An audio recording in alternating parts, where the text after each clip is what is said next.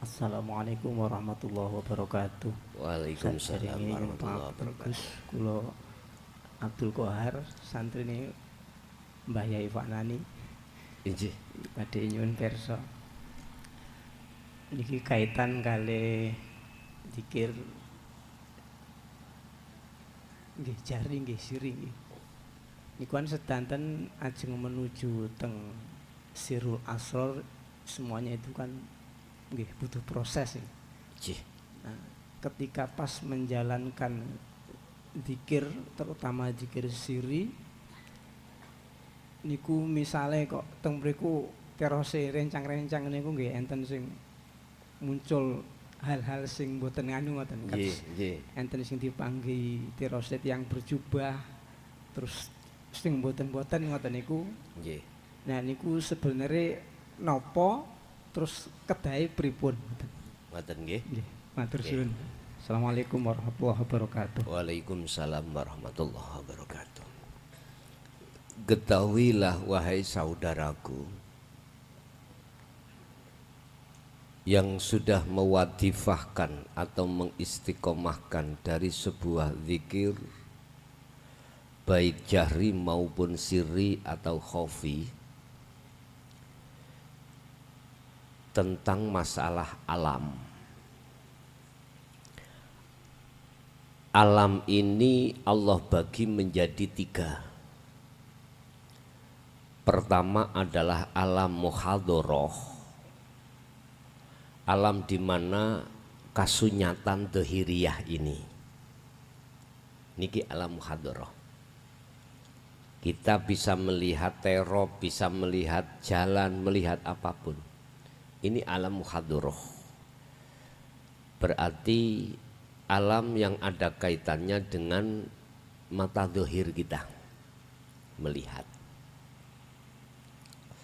Yang kedua, ketahuilah wahai saudaraku bahwasanya ada alam yang dilalui oleh ruhaniyah yang disebut alam mukasyafah. Di dalam alam mukasyafah itu ada berbagai alam. Di dalam makom mukasyafah itu ada berbagai alam. Ada alam malakut, ada alam jabarut, ada alam lahut. Di dalam alam malakut banyak macam lagi alam. Di dalam alam jabarut itu ada lagi alam. Di dalam alam lahut itu juga ada lagi alam. Intinya alam mukasyafah itu adalah alam yang ada kaitannya dengan gaibnya makhluk. Seperti malaikat, seperti jin, iblis, seperti alamul arwah, para kekasih Allah. Termasuk di dalam alam mukasyafah, surga, neraka, lauhil mahfud, bisa jadi alam barzah. Itu adalah masuk di dalam makom mukasyafah. Dari pertanyaan tadi, si Salik bertemu pada seseorang yang berjubah. Alam di manakah itu? Dan siapakah itu? Ada beberapa kemungkinan. Bisa di situ timbul dari alam malakut, berarti Anda ditemukan para malaikat. Bisa jadi itu adalah alam lahut, alam jabarut, iblis yang mendo-mendo wong apik berjubah. Di dalam alam jabarut pernah terjadi pada diri Syekh Abdul Qadir Jailani. Syekh Abdul Qadir Jailani. Si iblis ngaku-ngaku sebagai Tuhan, sebagai Allah. Tetapi mengapa Syekh Abdul Qadir Jailani di dalam kitab Sirul Asrornya bisa mengatakan kau iblis? Apa sebab? Kembali kepada orang berjubah. Siapakah orang berjubah itu? Itu makhluk. Bisa jadi itu di dalam alam lahut. Alam di mana berkumpulnya para arwah kekasih Allah. Dari unsur para nabi, para rasul atau wali-walinya Allah.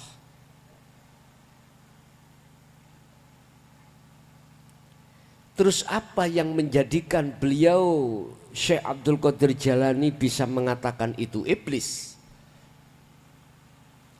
Jawabannya cuma satu. Karena beliau duduk di tajalli.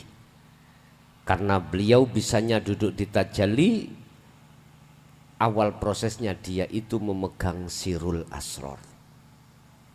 Melewati Su'aul Basyiroh wa Ainul Basyiroh wa Hakul Basyiroh, akhirnya pada zikir fana'u dzikri. Ya Muhammad,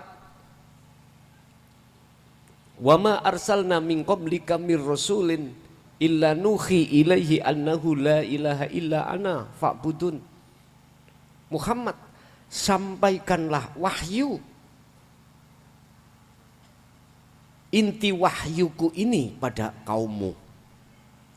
Aku tidak akan pernah mengutus utusan sebelummu Muhammad jikalau dia tidak menyampaikan inti daripada wahyuku ini. Apa inti wahyuku ini? Berupa apa? Annahu la ilaha illa ana. Itu inti wahyu. Ajarkan, pahamkan terhadap umatmu bagaimana cara untuk menyembah aku. Tidak ada Tuhan yang wajib disembah kecuali aku, kata Allah. Fa'budun, ajaklah mereka untuk menyembah aku.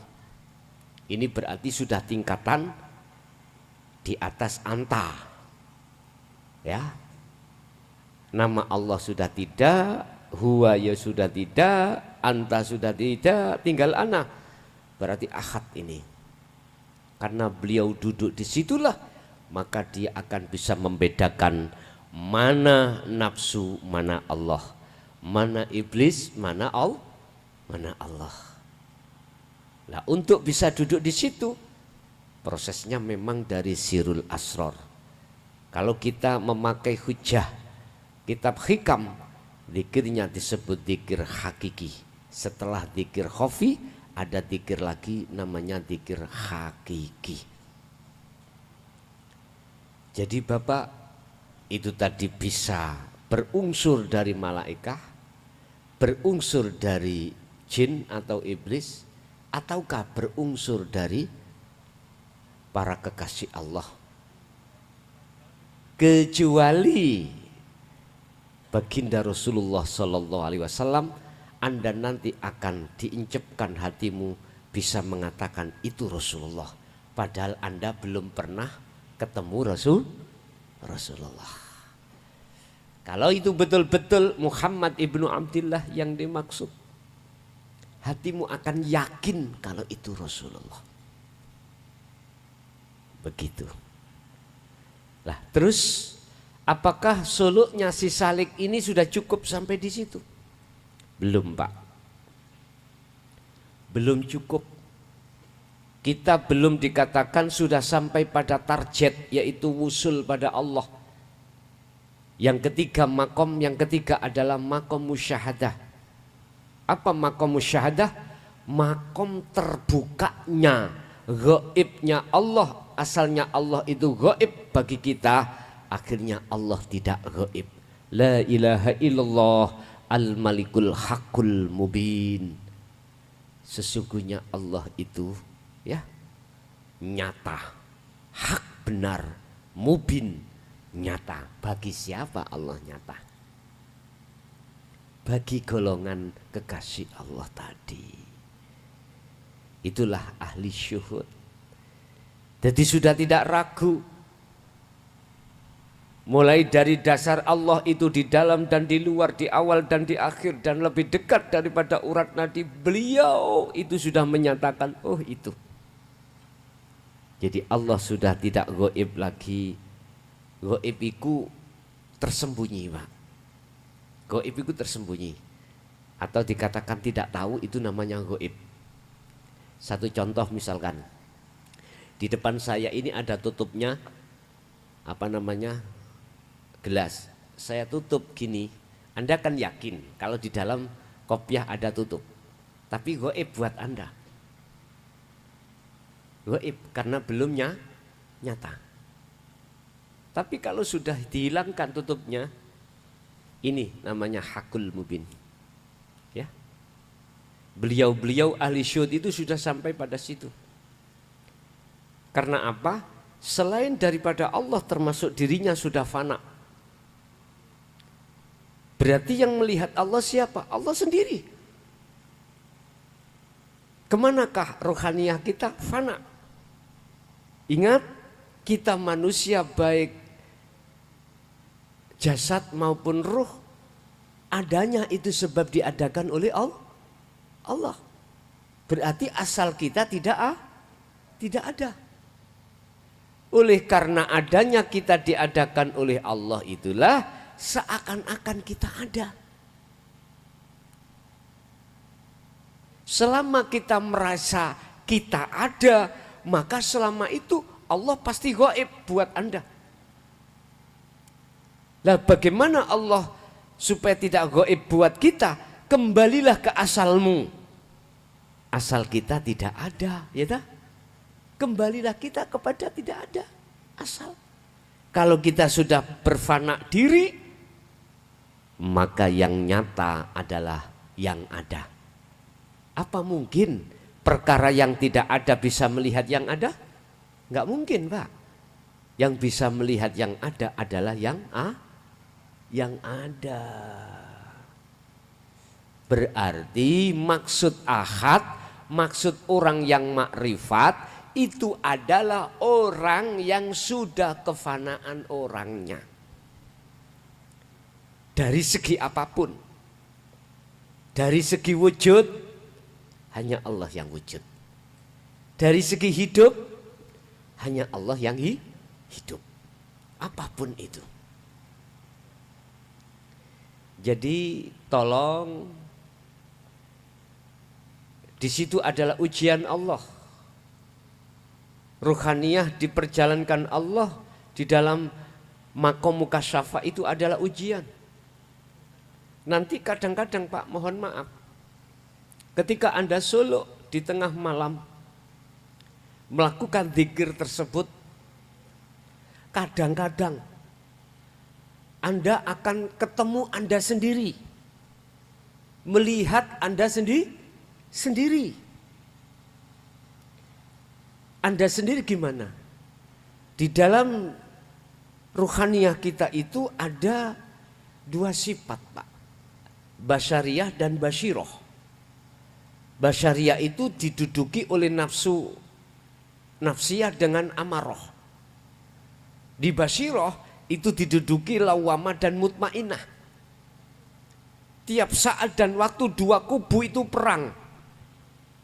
Ada yang mengajak melalaikan Allah, ada yang mengajak untuk mendekat pada Allah. Nah, di antara empat inilah yang akan, mohon maaf, yang tadinya kau bertemu dirimu sendiri. Ini masih di dalam jalur mukasyafah.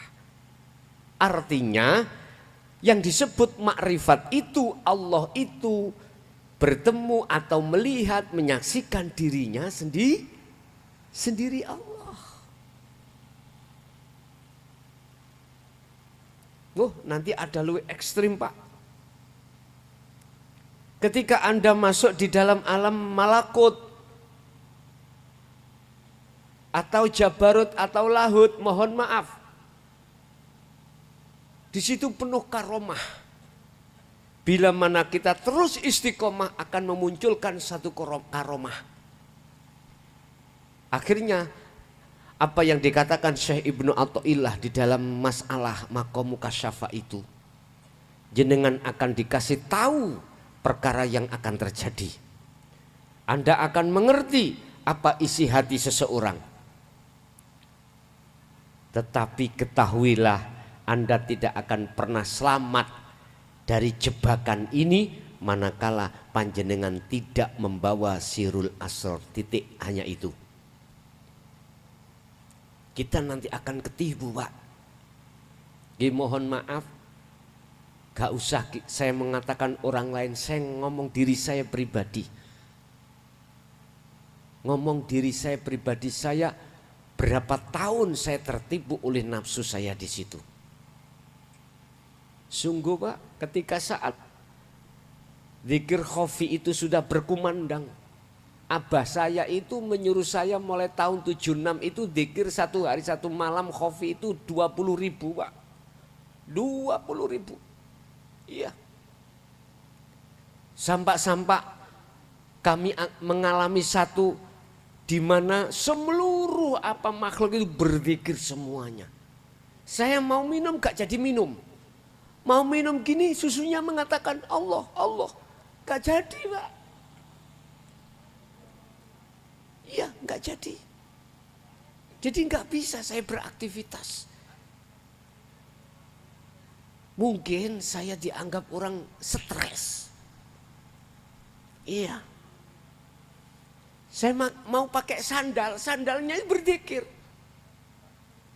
Jadi seluruh alam bertasbih, seluruh alam itu berzikir. Udah. Lah, posisi seperti itulah termasuk kasaf. Ini satu perjalanan si salik belum dikatakan wusul. Dikatakan wusul atau masuk di dalam maqam musyahadah manakala laksana jenengan tidur habis sholat isya sampai subuh enggak ngimpi. Bi rasanya enggak ngimpi, nikmat. Laksana seperti itu. Anda akan masuk di dalam satu alam di mana alam itu tidak ada lampu tapi banyak cahaya. Artinya banyak cahaya, sangatlah terang, hawanya sejuk. Siapa yang masuk di situ aku yakin tidak ingin keluar. Dan disitulah kefanaan atas diri ini. Akhirnya muncul satu suara yang bergelora terus menerus. Hakul basiroh menyatakan, ya aku iki Allah.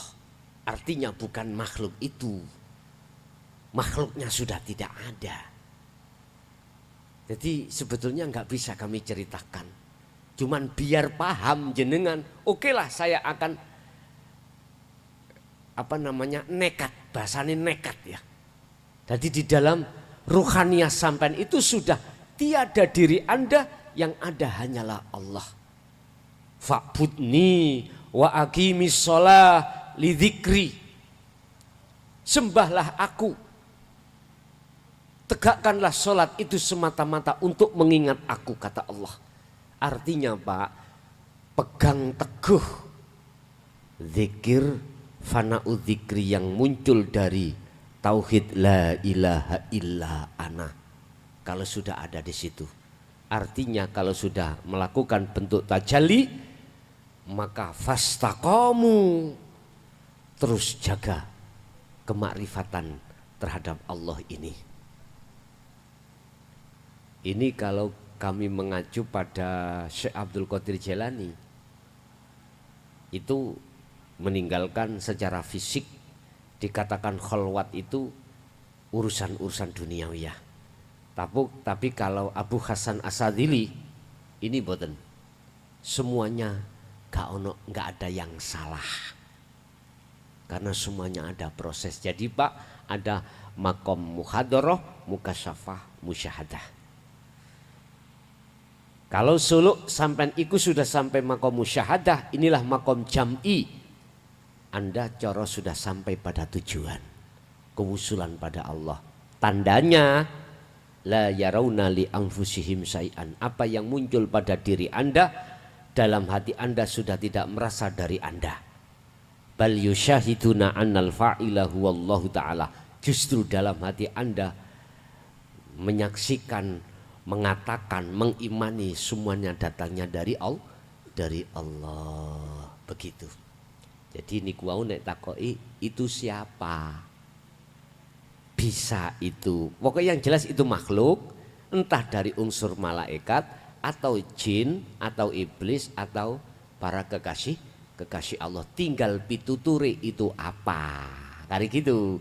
Kalau pituturnya itu lanjutkan perjalananmu. Itu jelas di antara malaikat atau kekasih Allah yang disebut sebagai warid. Lah di situ. Jadi warid itu sifatnya adalah mengusir nafsu yang ngejak melalaikan Allah dan mengajak rohaniamu untuk selalu terus menerus mendekat dan bertemu Allah. Nggih.